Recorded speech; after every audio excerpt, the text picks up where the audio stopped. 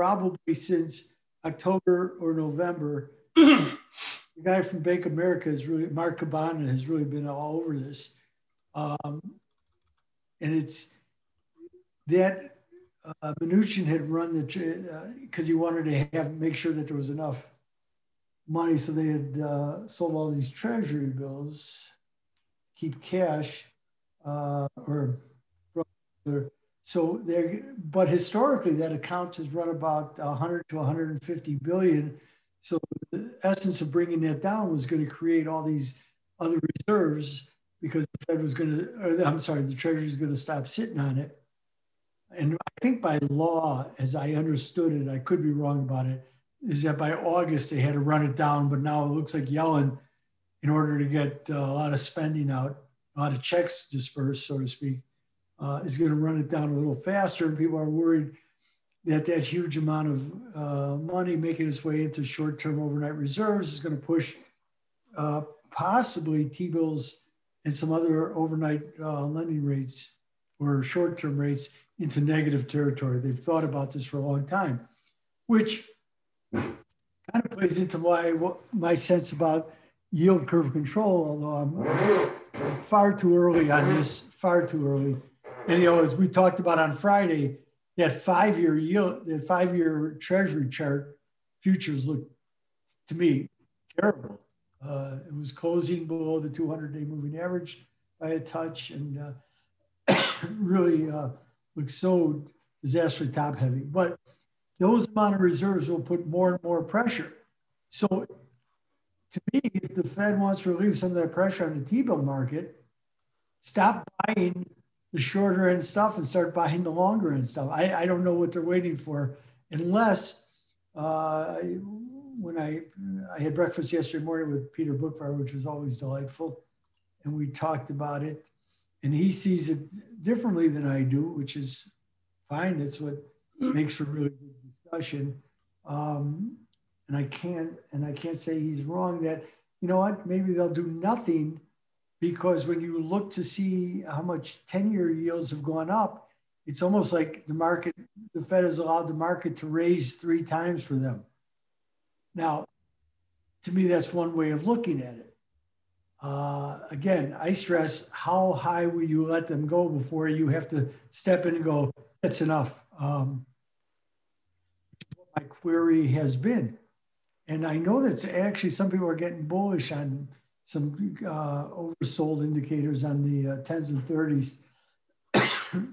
I don't see it yet. And we certainly saw, again, per usual, that the 30-year is the lever for everything, because last night they tried to, well, they did. They got the silver up over $28 in anticipation that there was going to be, Zero Hedge and others had one story after another talking about SLV, and that SLV was going to declare that you couldn't buy anymore because they have to get the cash silver to back up every share that's purchased, and there's just none available. And that's what initially ran it up. And then, of course, as the yields have gone higher, and not just, they're not only higher, not only higher, of course, in the U.S., and this is something that, Peter has talked about quite a bit. And yesterday we were at it again, that the German, I know this is kind of funny, the German yields have actually gone up on the Bund about 30 basis points in a very short time. And the Swiss 10-year is actually almost 10 basis points richer, because the Germans are negative 37, Swiss are negative 27 on the 10-year. But still so many of them are negative. The Japanese 10-year has gone up too, although it hasn't been able to rally the currency in the end. Once we got below the 200-day moving average this morning, it has just been on that one-way track, even with all the good news out of Japan. But we have the 10-year yield in Japan at 8 basis points. That's positive 8 basis points. Now we have the of course, the German and Italian spread underneath 90 basis points this morning. That's a pretty good compression on the yields. And we have the French is only negative 14 now. So we've had some rise in yields. And I think that is really what has put pressure on the gold and put pressure on others, because we know this is not a surprise. And by trading the markets, you can see that they're all spinning around the 30-year. And that's because we've never seen this take place. And I keep stressing this, at zero negative yields. So it's all hypothetical here, how anything's going to react. It's pure hypothetical. We do not know, because we have never seen this. We've never seen the curve steepen out at zero like this. So how far will they allow it to go? And that's all I'm interested in. How far will they allow it to go? Now, I think that Powell has a problem in that Yellen is a far more dominant figure sitting there than, of course, Mnuchin ever was. And will the Treasury start to get nervous? Because don't forget, I mean, she's just keep talking about going big and going big and going big and going big. And of course, Europe is based on, I was smiling listening to all the, or reading all the pieces, about the wonderfulness of Draghi, but nobody else sees it the way I do. And it's just that he knows the skeletons. They want to sing his praises, but, that's just the way narratives are spun. So God bless everybody. And I know, being with that, if we see, because of Draghi's efforts, much more Euro bond type funding in fiscal stimulus, then we should get a signal to be long the European stock indexes and short the S&Ps. Because I think the S&Ps, and I heard you talking, they're just really far ahead of themselves. But again, I can't take my eyes off of the SPU bond, right? It's been unbelievable. And we got over 2,400 today, which was this morning. So I started doing some reverse, some swing counts to see, where there's some resistance here. I can find some here at 23.95, 90, 98 for some good shorter term swing counts off the 240-minute chart, going back to, we can find these swing counts on some breaks, but I don't know. Until, and is the Fed content? And, and I'm sitting and talking with Peter, we had a lot of discussion about it. Is the Fed content to let the longer end rise? They must have some level that won't shake them, but will they let it rise to I don't know, what is it? As again, I go back to the podcast I did with Louis Gavay, and my initial level was 125, but it's exactly where now we're probably about 127 this morning. So this is an interesting level. The 30-year, anybody have an up-to-date 30-year yield? I don't have it in front of me. Yeah, it's trading at 2.079. Yeah. Okay. So we've got some interesting things going on here. So and again, the algos have written, they are adamant that for their models that the 30-year is the critical point. And again, because we've never been here at zero with a steepening curve, okay, but I don't believe that the steepening curve is going to put pressure on the Fed to raise short-term rates. And once all the things start to clear, it'll be short-term rates to me that will determine all these asset prices. So, Ira, what makes you think that the absolute level that the curve starts to steepen from is relevant? What do you mean? Well, what if the curve started to steepen with Fed funds at 4 versus 0? Does it really matter? Does it really matter where absolute rates are when the curve starts to steepen? Well, that's a good question. And I think at the lower zero bound, to quote Bernanke, I think it does, especially when the Fed is out there. You know, if you had a 4% Fed funds, okay, and now the curve is at 116 basis points this morning. So that would put the 10-year, we're talking all hypothetical now. That would put the 10 Sure. at 5.16, okay? Now, you could ask the same question, but the Fed, that would be in a normal interest rate environment. So the Fed may, you know, then of course we'd have to factor in, well, where's unemployment? And, you know, of course, all the other factors, but that would be a more normal response. And if they thought that there was some real short-term inflation fears, they would hike rates. They might go 50 basis points in a normal situation, right? Yep. But we know by their, see, this is why they keep painting themselves into a corner. And when Powell bends over backwards to again, and last week he made it abundantly clear. And in fact, the news stories actually had to report that he kept saying that the real unemployment rate is 10%. Sure. I mean, look, the way I see it, right? Yeah. And this is just big picture view, right?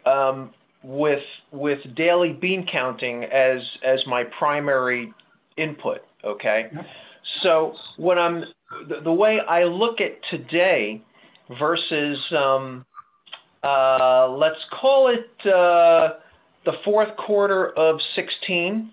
Right, okay. Until the third quarter of 2018, right? We actually had during that period of time, right? We had rate of change growth accelerating, and yes, we did have tax reform as a little bit of a tailwind, which carried us a couple of quarters beyond what the rest of the world did, right?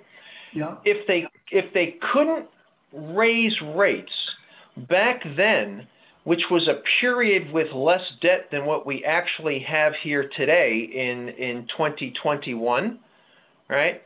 I don't see how the Fed can do anything, right? Because when we get the next rate of change slowdown, all right, and I'm talking rate of change, not absolute levels, right? Because this whole bull market that we've been seeing basically since the end of October, right, has been that rate of change increase that I've been looking for all along, okay? So when we start to get that inflection point with all of the debt that we have now, number one, I don't think the Fed can do anything right now because they couldn't do it when we had what I'm going to call slightly better conditions a couple of years ago, right? We're worse off now. I don't see, you know, how they can do it now if they couldn't do it then. And when we get this next inflection point, which I'm looking for sometime mid-year, okay, but I'll be watching very carefully to see if the markets don't start to discount that sometime, I don't know, early May, mid-May, late May, very early June, something like that. I think this next downturn is probably going to be pretty severe. That's just my feeling, and I don't invest according to my feelings, okay? But when I just look at this entire setup of you know, global macro, I think that this next cyclical slowdown is going to be, you know, as ugly as the fourth quarter of 18, which was basically a 25–30% drop in the average stock, and who knows? You know, maybe it'll be closer to the 35% we had last year when the virus pulled forward growth decelerating. Okay. So Angelo, let me ask you a question. So what's going to prompt this turnaround in the, I think you're talking about the equity markets, right? Or just an... yeah. What's it trigger, Angelo? Is it the rates or is it something else? Base effects, the comps. Okay, just simply, I stick with rate of change. Now, that doesn't mean that the yield curve and rising rates can't simultaneously give us the illusion that that's the trigger. Okay, but I've been calling for shorting treasuries for 3 months. Yes. All right. All right. And right. it's been a slow drip. The treasuries have been a slow drip. Right. Okay. And now I get the catalyst that is really giving me the juice because I front ran it to begin with. You see? Now, again, the rising rates might give us the illusion that that's the trigger. Maybe it does. Maybe it doesn't. Honestly, I don't care. Well, it's going to be what it's going to be, And my response has been, I can trade the short side. I just don't invest the short side. And that's a big difference. You've been in right. Oh, hell yeah, Ira. Big time. Well, no question. Are we investing anything from the long side as well? No. But my point is, be very careful, owning too much on the short side of the bond market. Because it's in and out, in and out, in and out. Right. It's not, it's level to level. That's it. The Fed is going to have to take the pulse. There's some big losses up on some bond positions. Well, and the Fed hasn't raised rates, so the market's raised rates. Exactly. So there's issues there. We'll see. We'll see. I mean, I don't know. Maybe the Fed just stays out of the way and lets the market do its thing for now, right? And they Powell just sits on his hands and just plays the wait and see game for a while. That would be a beautiful thing, because the market's actually doing the work for him. Right. Well, that's Bookvar's point, and that's right. But except that they have a tendency not to have any respect for markets. So let's see what really happens. But this might be the one time where he's where Powell says, you know what, I'm just going to leave well enough alone. Rates are going up, which where in his heart he believes they should be, or is the direction they should be going anyway, right? Yeah, no. Because he's not a he's not a zero interest rate, negative rate kind of guy. He does. I think he was, but I think the yield curve control stuff scared him. But it doesn't mean that he's going to continue on that path. By the way, because there's a whole different game going on with different people, and Yellen is somebody he has to contend with. This is not Mnuchin. She has international stature that Mnuchin never had.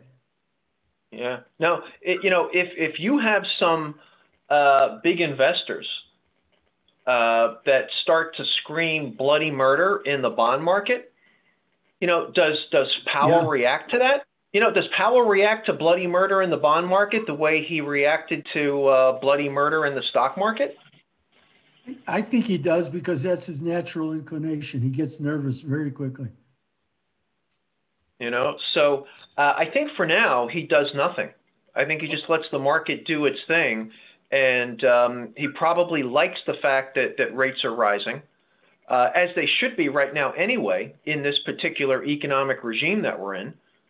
But this isn't going to last indefinitely. This is not secular in nature. This is cyclical in nature. So let me ask you a question. If you're sitting in Congress and they're pushing for this big stimulus bill, and you see rates rising, does that affect you in a negative way? Going, I'm not going to give you a package that big. The market's telling you this is a danger. Interesting question. There's going to be those politicians that have a clue, and there's going to be those politicians that are ideologues. I'd say 95% of them don't have a clue. Okay. So I think that they're looking at the overall U.S. economy and saying, we still have a real 10% unemployment rate. We've got all of this bad stuff still going on. Right. And we have to do something, because we can't just stand there. That's right. And you see what came out of whatever, actually, there wasn't that much that came out of that G7 finance ministers meeting on Friday and Saturday. It really was kind of quiet. So that is a very, but that's the point. That's the point that has bothered me, and I keep hammering on it about the social justice ministry. That it puts them in a very dangerous point. Because now I'm Jared Bernstein. I'm the Biden economic team, right? Yep. These rates go higher. And I go, I got this massive budget that I have to finance. How much is this going to impact me? You know, don't forget, 3 months ago, 10-year yields were what, 60 basis points? I mean, look, I would be all in favor, right, of funding as much stimulus as you can with a 30-year Treasury bond and locking it in at 2%. God, or yeah. 2.25%, right? And then because that gives you 30 years to dig out of this hole.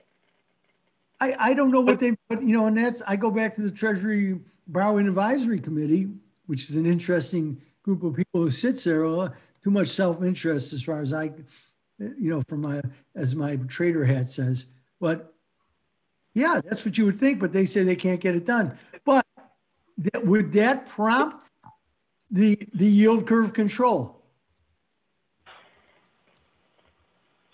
Maybe inadvertently.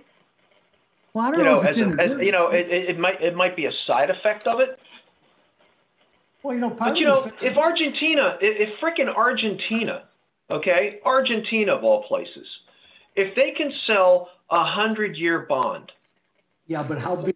Why can't the United States? Well, you know, what about all this debt that's just been all the junk debt that's just been issued? Yeah, well, like record levels of it. Yes, it is. Yes. At basically 4%. I'm just rounding numbers there. Okay. Right. At 4%, you've got basically you've got high yield debt that's essentially 1 to 2 levels above default. Okay. Well, why wouldn't you borrow at freaking 4%? You know, but that's because all the quality paper is being, you know, vacuumed up by the Fed, right? Hedge funds and other investors are selling their higher quality paper because they can for a profit, but now they're stuck reinvesting in crap. So, you know, it's the old adage of, okay, you know, with rates at 0 or near 0, you're forcing investors to go farther and farther and farther out the risk curve. Yeah, and to you know, do things they would never otherwise do. Yeah, that has been the worst part about this entire program for 12 years.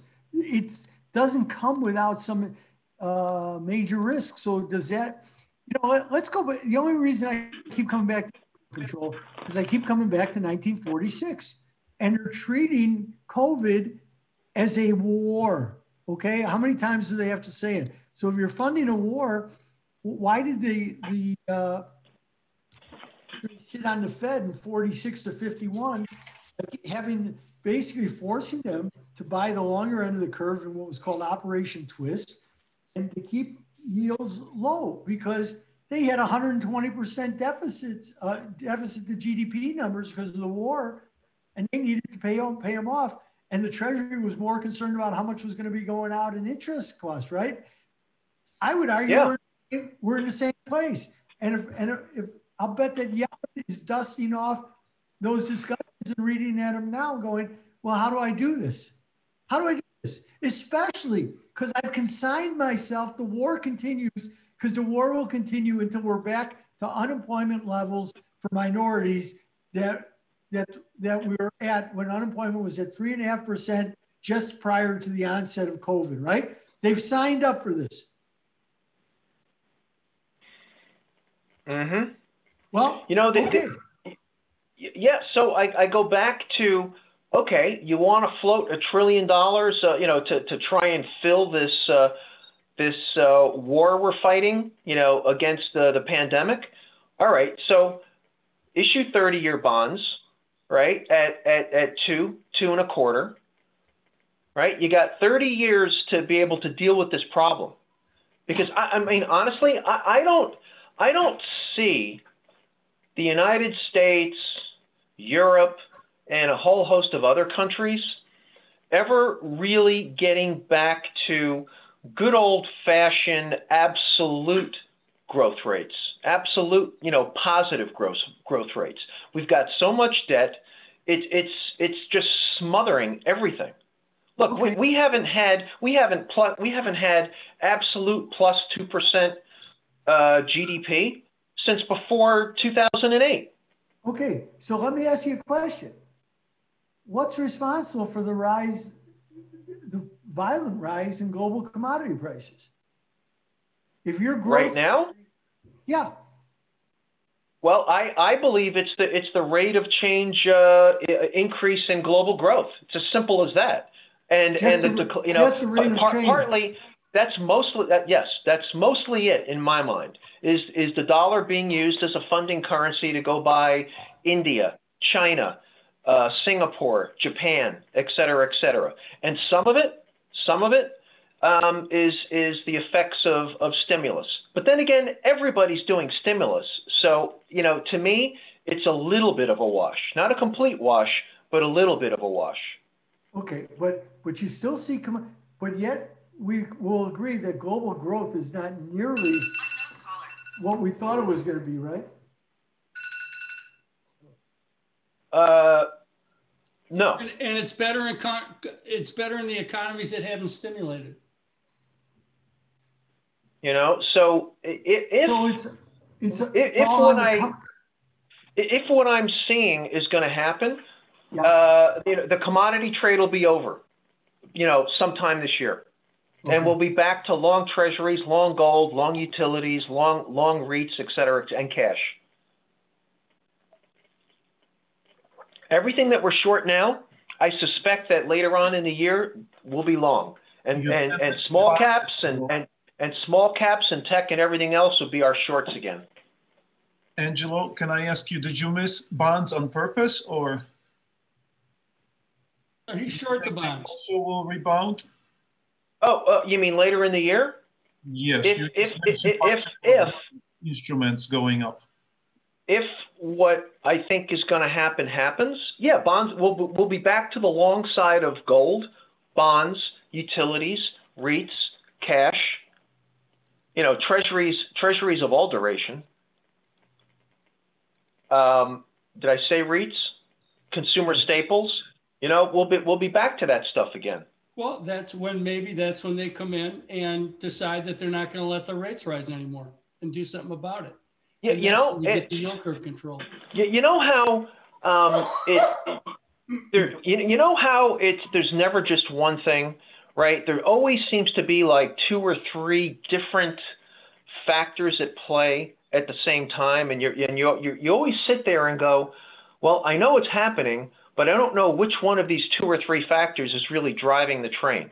That could be the case, Judd. That could absolutely be the case, and I would expect it. You trade the price and you forget about it.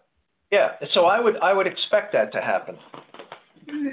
That's why we're always having a look at this, because there's always 3 possible or 4 possible underlying variables that are directly moving the markets. Now, I think that certain things get magnified because of the algos and what they choose. So it has served me very well to see, as a trader, to understand that it's been the 30-year yield driving that train. There's no question about it. I mean, just in case you missed it, it was all over it today because the dollar was lower. And then as the U.S. came in, the gold broke. Silver broke, everything. The dollar. Well, to me, Judd and Ira, the reason for the break in the gold, right, is rising real yields. It's got, Angelo, on the long end has been yes off the platinum. It's a spread. It's not a straight gold trade. It hasn't been. Right. I agree with that, Judd. And it's silver. They've been selling the gold, and rightfully so, because Angelo, it's only rising real yields on the long end. But that's my point. is that when you look historically, central banks, and I know that historically gets pushed aside because we are at the zero lower bound and they're not moving. And we know that, and we've talked about this for 2 months already, that as the 30-year approaches almost a real zero yield, it's probably the best investable instrument out there, right? We know that the Bund is not close. Not close. It's a terrible investment. Except, and the 30-year numbers are on the sheet, and they're going there. Mm-hmm. And that's what. And so yes, I agree with it, but we don't know what happens here, you know, because as many people have written over the last couple of weeks, a lot of Wall Street analysts have talked about when the yield curve steepen, a recession follows. I'll bet there's 20 articles I've read, and yet Dave Powell said at his last press conference following the last FOMC meeting a couple of weeks ago, he said, we are not going to traditionally do what has been done, because what happens is when the Fed reacts to the classic sense, well, a little higher inflation, you see higher yields. Of classic response has been that the Fed raises short-term yields. That's the classic business cycle, right? Yeah. Okay, which he says results in the most vulnerable people losing their jobs. And they've committed themselves not to go that route, which is why the curve keeps steepening, because they're challenging the Fed right now. The market right now is challenging the Fed. And they'll say, okay, I'll keep selling it because nobody really wants to buy it. Everybody's so uncertain about, well, is there inflation? Is there no inflation? How much inflation will be tolerated? So, and as long as the Fed is not intervening on the long end and they're keeping everything within, let's say, 3 years, it's a free run. It's a free run. So you take the run. That's what good traders do. Yeah. See, I look at it a little bit differently. Okay. Second quarter GDP. Okay. Which we're not going to get until, you know, the first week or second week of June. You know, the first read. Okay. I think you're going to see high single-digit quarter over quarter, second quarter versus first quarter, right? And it wouldn't surprise me if it's going to be somewhere up in the 8 to 9% range. And then everybody's going to go, right? And then everybody's going to go, oh, no wonder why small caps ripped. No wonder why the yield curve steepened, et cetera, et cetera. That's what it was supposed to do. But then I come back to the question. So how does the Fed respond? You know, again, I don't disagree with you. You know, unemployment being, you know, let's just say that unemployment just stays flat and doesn't get any better, right? Okay. And we find ourselves, you know, in the middle to late second quarter, right? And unemployment is still 10%, 9.5%. And the Fed hasn't done anything. I don't see how they don't do something from that social justice standpoint. But that might be right when the market starts to turn down again. Okay, you might. That's what they might be waiting for.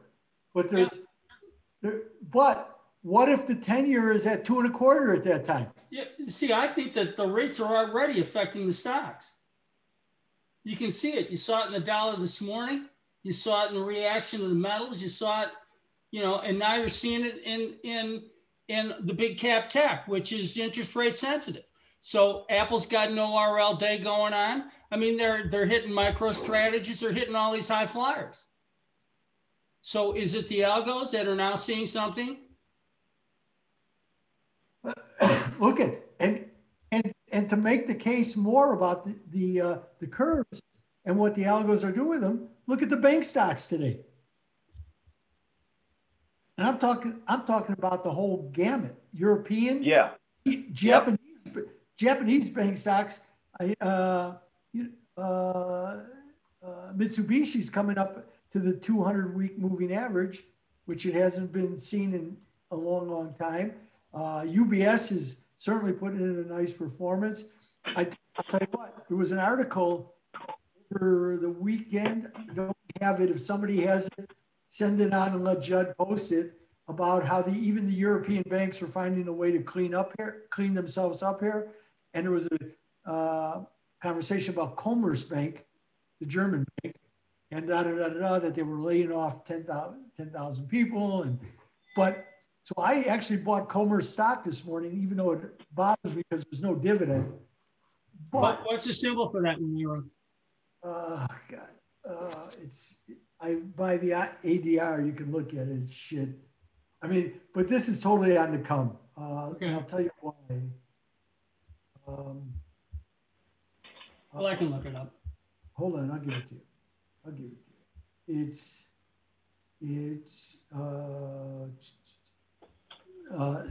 Charlie, Roger, Zebra, Bobby,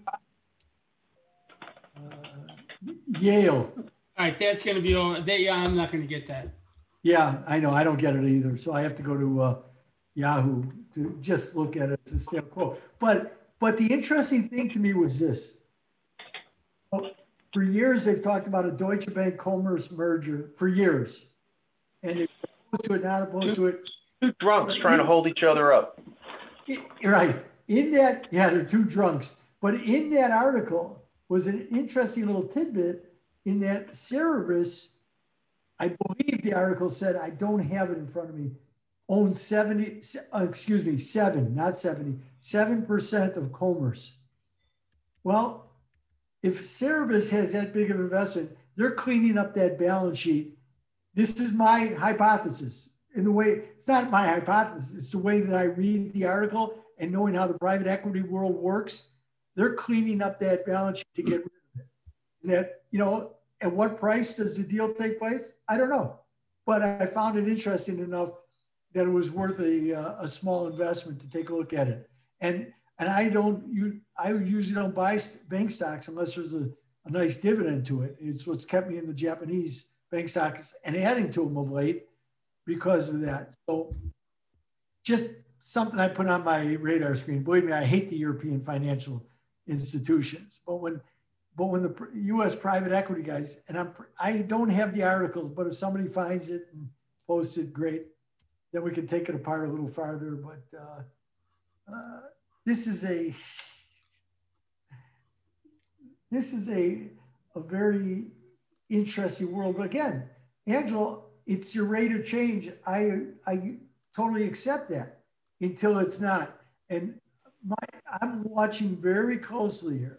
Well, look at this, Ira. Take a look at your Eurostoxx 50 weekly. Okay, hold on, I will. That just went to the bottom of the gap to where the S&Ps broke from in 2018. What do you want? 20. What chart do you want me to put up? Put up the weekly DSX weekly continuation. Will do, okay. All right, so that you can see how this thing is lagged. There's the Eurostoxx 50, and it's just finally crawled back up. Now, the S&Ps are 100% above this level. Right. The Eurostoxx 50 is just coming to it. Yeah, right. I know.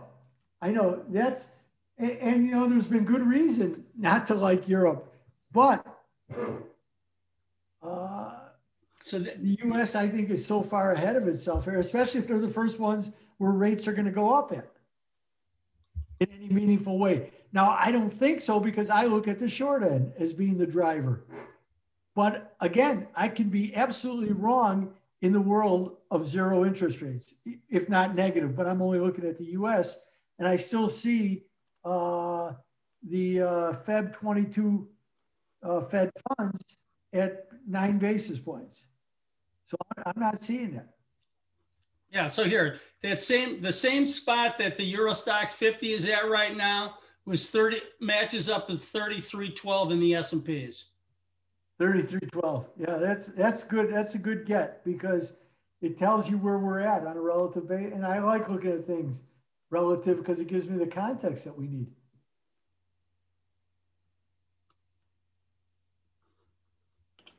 I mean, the market's due for a nice little pullback. Oh, we got a big gap down here too, and that we haven't filled on the dailies. Yeah, I mean, a lot heck, of people. we were at all-time highs. You know, we closed at all-time highs on Friday. A lot of people have been looking for that pullback, only to be. Yeah, you're better off buying the gap when it gets there, which is 37.98. Well, and as Judd's work on the S&P bond has been absolutely spectacular because it's kept you from being short the market. Now, here's the one spread. If you look at Dow bonds,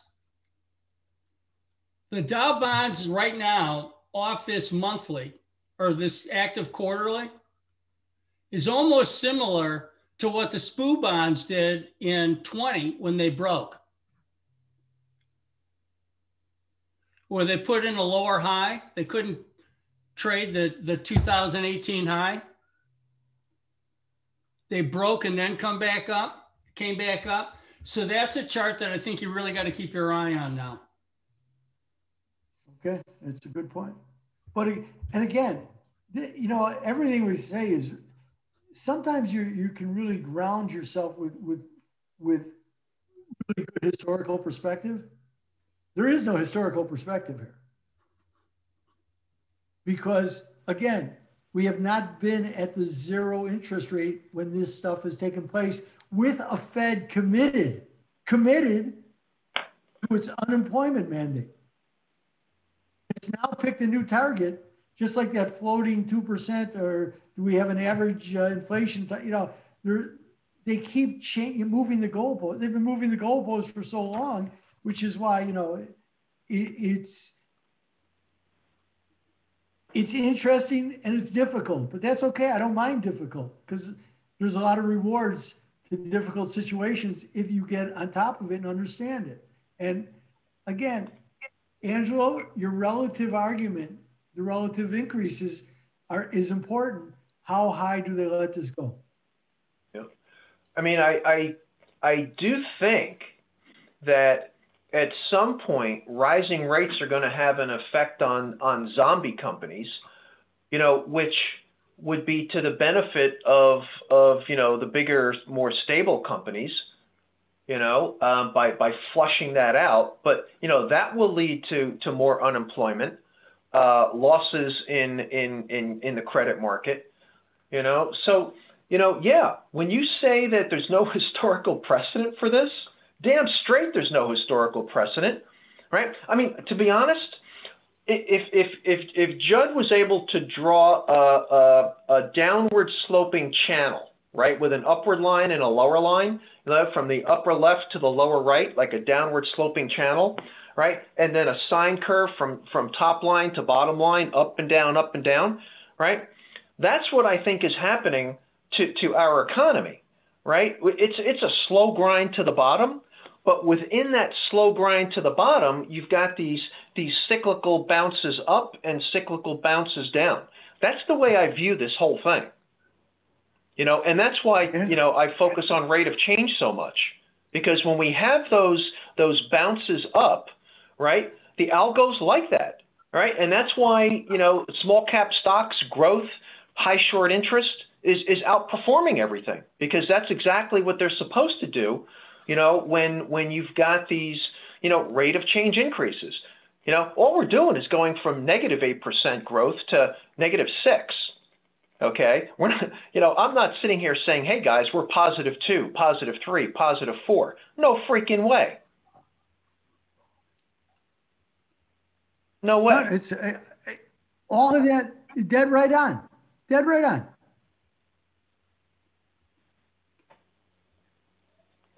So, you know, the days of, you know, buying, let's say a bungee, right? And, you know, sticking it in the drawer and coming back and looking at it in 10, 15 years? No way. Right. No. you know, or any stock for that matter. Apple, this. Amazon, I would never. Yeah. All right. Anything that you guys are in, I mean, they're gonna press them lower. You're down here. I think later. I think they're gonna try them one more time and give you the 12.5 print later in the day. Judd, what's the 12.5? That's a reversal on the 50.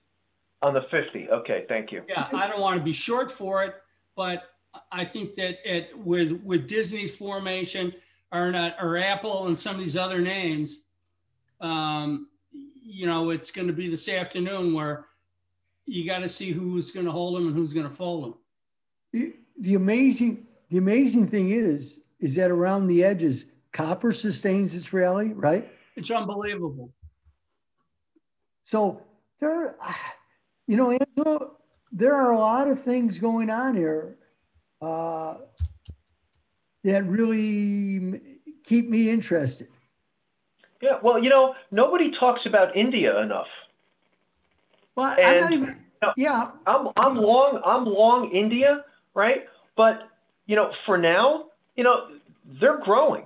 You know, they may be like, you know, a backward ass country, but they speak English, right? And a lot of our back office accounting, legal, and other stuff continues to migrate there, right? And what, yesterday, or was it Sunday, Elon Musk decides he wants to, you know, open up a plant in India. You know, so everybody talks about China, but you know, I do think that, you know, India is really underreported in the media. Well, I'm not going to disagree with that because I can't really speak enough to it. My problem with India has always been its lack of infrastructure and some of its political issues. Well, let me come back to China, which I know you'll hate. But as I look at this, and you know, I've been mesmerized by the yuan holding up as strong as it is, right?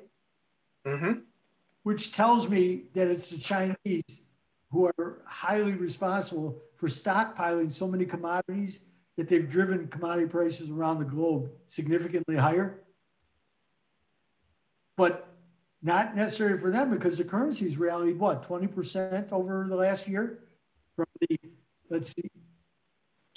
If that's true, Ira, let me operate under the assumption. Angela, I just sent you a chart because I want you to take a look at the 618 and the Nifty 50. It's close. Okay. To a major target. Yep. Okay. No, if what Ira's saying about China stockpiling, right? It's a 9% or 10% appreciation of the currency over the last year. Yeah. No. I want to pull out. Hold on. Give me 1 sec. I want to pull out a number. It's their domestic consumption, right? Okay. I think it's at 49%. Okay. It's not. No, so, it's not up yet. It's not. It's wait a minute. I just read it. Hold on. Let me see if I can find it. It is not that high. You're way high. All right. So then even better. So let's just assume that their domestic consumption is something less than 49%, right? That means that all of this stockpiling that yes. China may be doing, right, yep. is because they're not getting the domestic consumption boost. I mean, they are, but they're nowhere near the United States. That means that all of this excess stuff, China's going to have to export it. Well, maybe not. You know, unless they want to keep building cities to nowhere. Well, it's not just building cities, but if you really become much more domestic consumption. But that's exactly where I'm going to, okay? So now what happens? 43% of GDP is right. Consumer. Okay, that's 43. I was going to say 41. I thought that was the last number I saw. So we're up to 40. We're up 4% over the last 18 months, by the way, because it was hovering at 39% for quite a while. But let me throw this out there for food for thought. So now when the Chinese attacked the American middle class, which they did, by the way, by depreciating the yuan and creating all of this infrastructure, which at the same time lowered import prices so dramatically because of the amount of capacity that exists around the world, that the pain and suffering was somewhat mitigated. And I say, and I'm stressing somewhat, because that's really hard to make. I'd much rather have a job than to have lower priced, shit products from China, but that's a different conversation. But now look what's happening.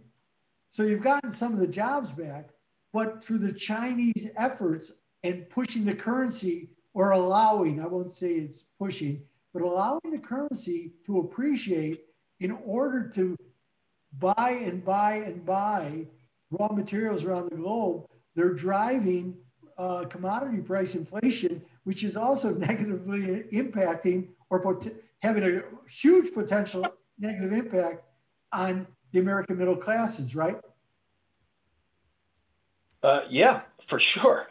I mean, so I'm thinking about this and I go, wow, when you put it in that kind of perspective, they have the ability, they are definitely the dominant player in the world right now. Well, yeah, but think, Angela, the thing you're not thinking about is the fact that they haven't had to prime over this COVID thing like we have. That's true. And that's a, and that's has a big effect on what you're seeing. Good morning, gentlemen. Hey, Andrew, what's going on?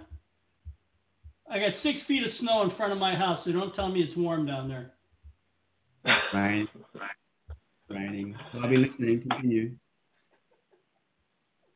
So, Ira, for the next, I don't know, 1 to 3 months, right? This paradigm continues.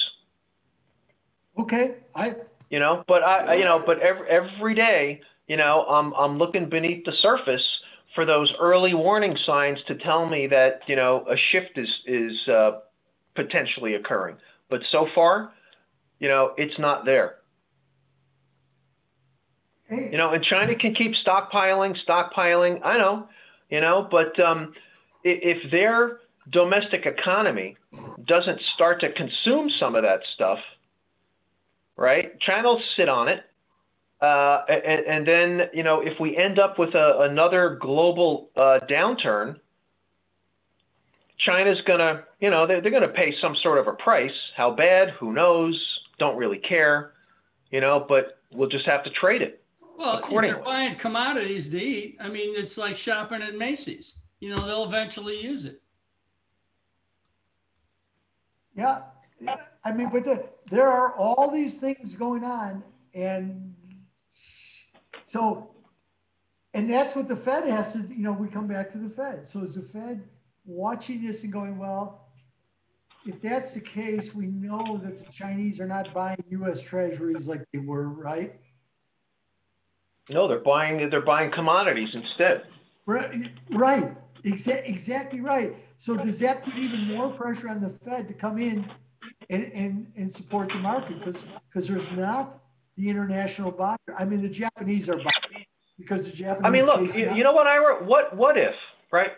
I mean, look, if what is it? Is it Larry Summers who says that we have excess savings? Yes. Right. And I mean, look, and there very well may be, given how the reserves held by the commercial banks at the Fed keep going up instead of down. Yeah. So, maybe, just maybe, if economic growth stays right where it is, maybe we actually do have sufficient excess savings to absorb some of the debt created by more stimulus. Food for thought. I don't know. I have no idea, but maybe. Right now, that argument is hoping that you get enough robust growth to take levels so that bears out. But right now, with the amount of growth in debt relative to the growth of the economy, not a chance in the world. But if you get your 8% GDP number and you can sustain it over 4 quarters, you may get some of that relief. But we'll see. Yeah.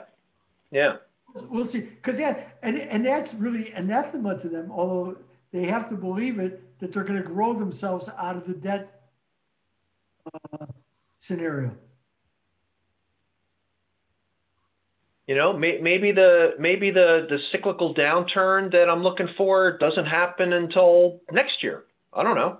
Yeah, Or no, maybe it starts to manifest itself in the fourth quarter and not the third quarter. Who the heck? Or you know, maybe it starts to manifest itself next quarter. I don't know.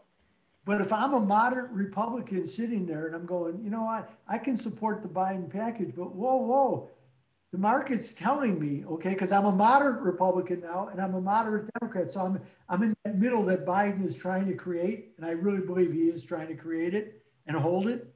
But they have to go, well, maybe it doesn't bode well for a larger package. We need a smaller package to remove some of this upward pressure on interest rates, right? Yep. See, Yellen and Powell cannot have it all ways. I know they think they can because they'll beat you into submission, but they can't have it all ways. They can't. So they're going to have to, and that's what I'm waiting for. So I don't care. I'm going to trade the market as I see it. The algos want to push this stuff around. Great. All it does is provide me opportunities if I'm patient enough, because the underlying fundamental story will ultimately dominate. You know, I'll tell you what I think would totally break this whole thing, and that would be if the dealer banks had to market their treasury positions.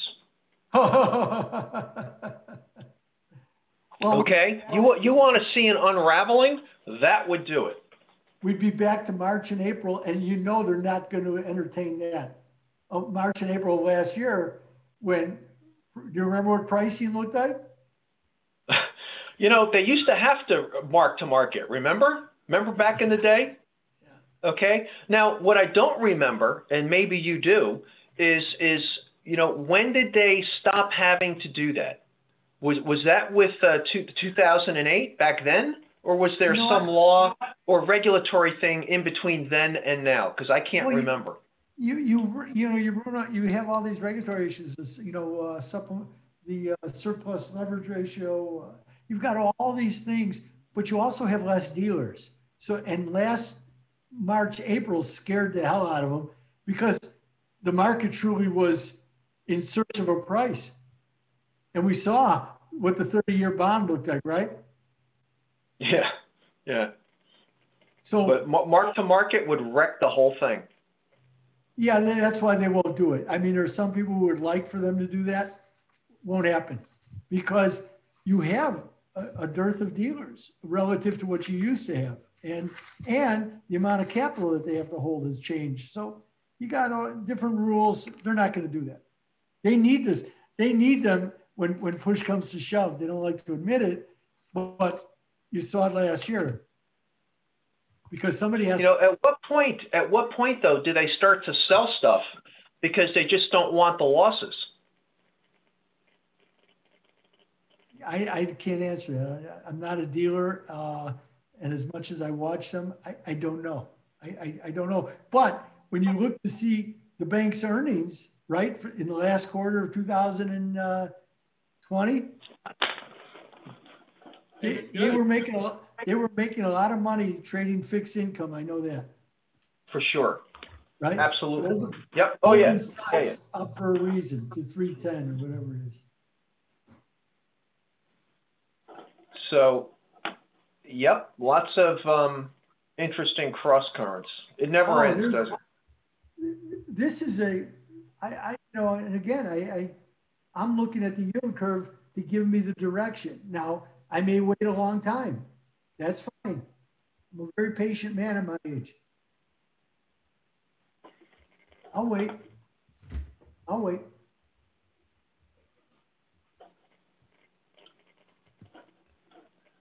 But I think the Fed has.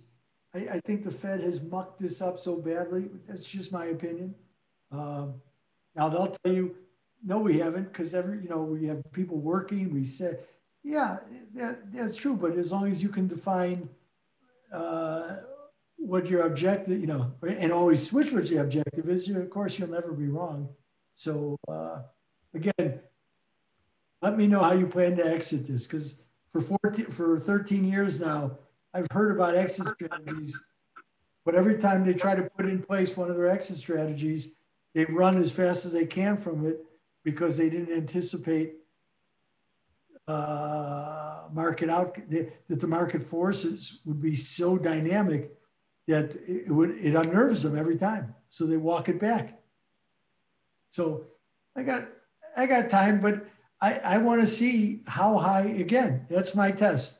How high will these yields go before you start hearing some first you'll hear jawboning, right? Yeah, I mean, that's what I'm looking for.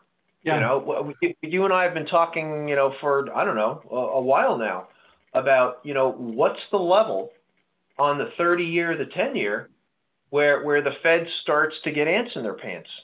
Right, right.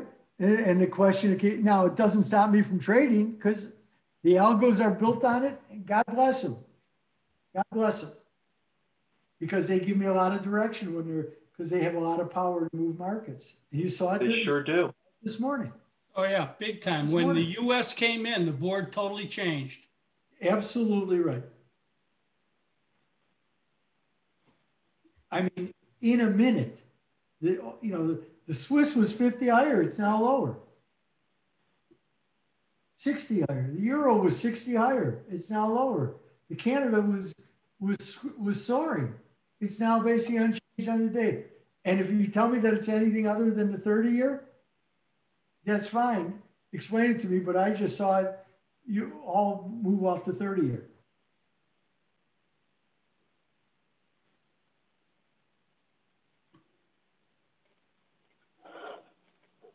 And the one thing that has remained constant today is that the yield on the 10 and 30 have continued to rise higher all day. Yeah. Now, from a market perspective, I would love to see some jawboning today and then see how some of these asset classes respond accordingly. That's what I would love to see. Is it going to happen? Probably not. We got some Fed speakers. That's like Jesse Livermore. You know, let me buy a few shares or short a few shares and see what happens. Yeah, got to send out some reconnaissance missions. So yeah, we had Bullard speaking this morning. Now we're going to get she's speaking. Wrong way, Bullard. Yeah, Bowman, and then we get Mary Daly, who is certainly in the camp of the Justice Ministry for the Fed, if you read her speech last week. So we'll see what she has to say. But again, the Fed has painted themselves into that situation. Okay, I got the article that I was looking for. Hold on one second. So let me go back. If this slow drip, you know, in the bonds continues through the end of the month, and all the retirees with 40, 50% of their portfolio in bonds get their statements. Yeah. Uh-oh. Well, the bond losses are going to be huge on those bond funds where everybody's just been, and in Europe too. Imagine what they're going to look like in Europe. Okay, so from this, let's see. It was Wall Street. European banks use pandemic to clean house is the title. It's from the 14th, so it's from Sunday. And here's the open. Germany's second largest lender, Commerzbank, said Thursday that it would cut a third of its domestic staff and almost half of its bricks and mortar presence after pressure from U.S. shareholder Cerberus Capital Management. Bank mergers underway in Italy and Spain are expected to close thousands of overlap. Business consulting firm. So Sarah, let me see. I believe that it said that they own 7%, but pressure from U.S. shareholder service, and they're all about getting everything ready to sell. So when you start cutting like that, I believe you're going to be searching, but how long this takes, I have no idea. Let's see. So at Commerzbank, years of slow progress on cost cutting agitated its second largest shareholder. They are Cerberus.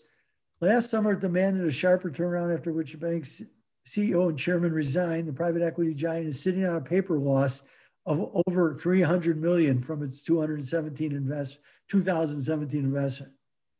So very interesting, right? It's just something I'm paying attention to. It's all, I'm not telling you it's good, it's bad, but when they start making noise like this and the bank starts cutting and cleaning itself up, it may be because of what they've put on the table. And the German government has actually favored it, that they would get this done, but we'll see. Have you looked at this 10-year Bund chart at all? Yeah, I look at it. It's still gaining on the Bunds, but it's in a funky level. The two things I was kind of looking at that is the big rollover gap, and that's the yield differential. And then the other thing I was looking at was the anybody that's been in on Rob's cattle trade, it printed the number today. Okay. The April printed the number. Huh. Yeah, that's interesting. I wonder if Rob was on. Well, he's been chopping ice.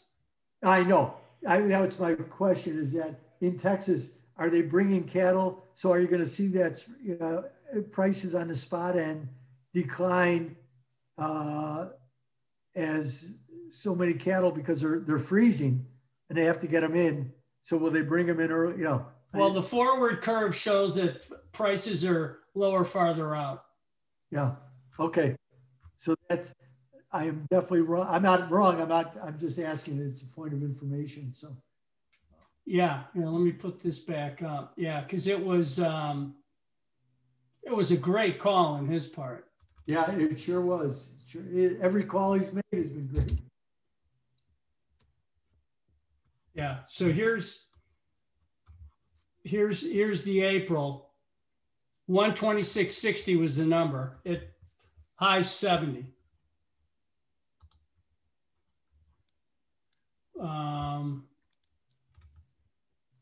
And there's the forward curve where it really drops off in August.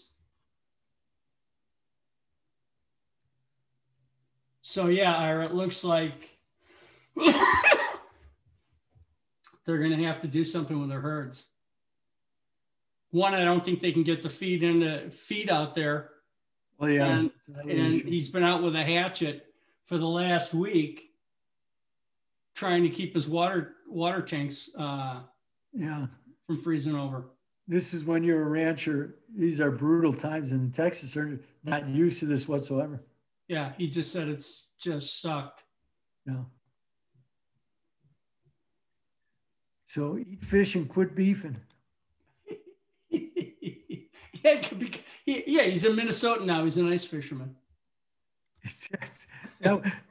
When beef prices, when commodity prices in the 70s were screaming and meat prices were going higher, that was the sign at the fish keg on Howard and Ridge in Chicago. Eat fish and quit beefing.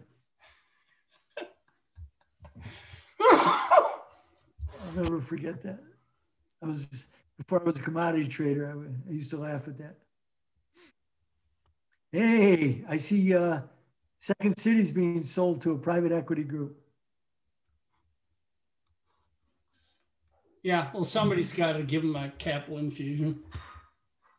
Oh yeah, their business has to be amazing. Yeah, I mean, they've been shut down. I had a beautiful drive yesterday.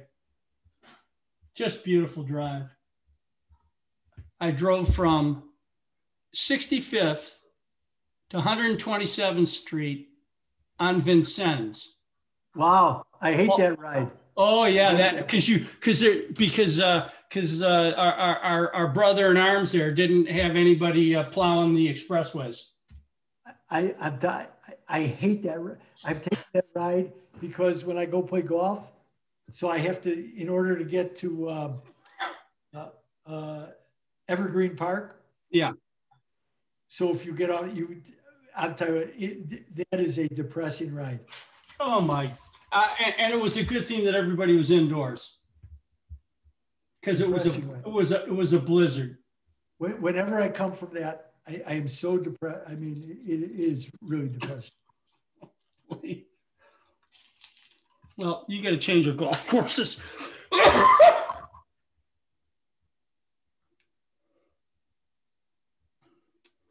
All right, so let's just see what this All right, does. well, I know that it sounds confusing, but I think the board, and I think Angelo's points are very well taken.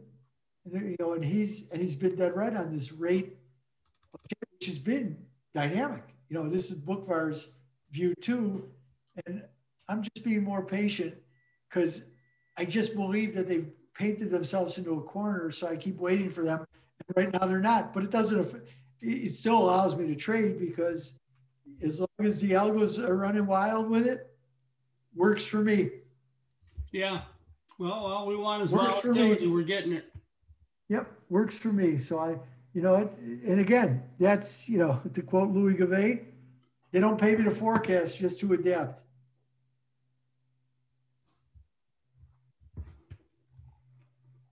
My forecasting work is a big historical analysis about yield curves.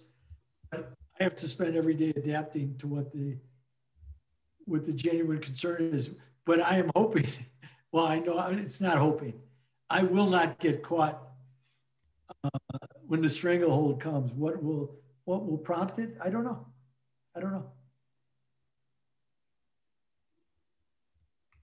Don't know. And here again, they can't even give you a reversal on the 50. You know, they get close and then they trap the shorts. So we'll see what happens. It's a good place on the hourlies to stop today. Just got to see what happens. You're going to get another capital flow this afternoon. Just got to wait for it. I am also in bed with Angelo on that, in that there's going to be some enormous losses on these bond funds. Enormous losses.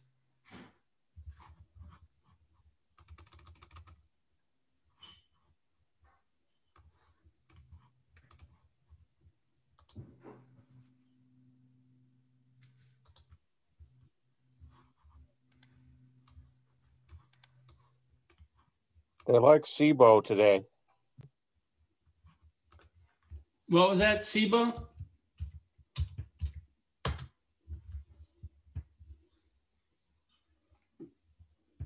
Everybody's trading options? Or was there some other news?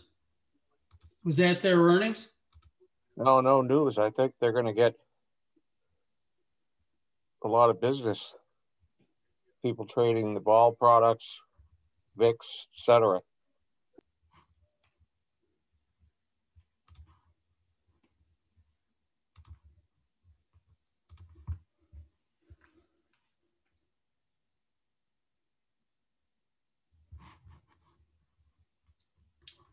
All right. Well, Angelo, Ira, thanks.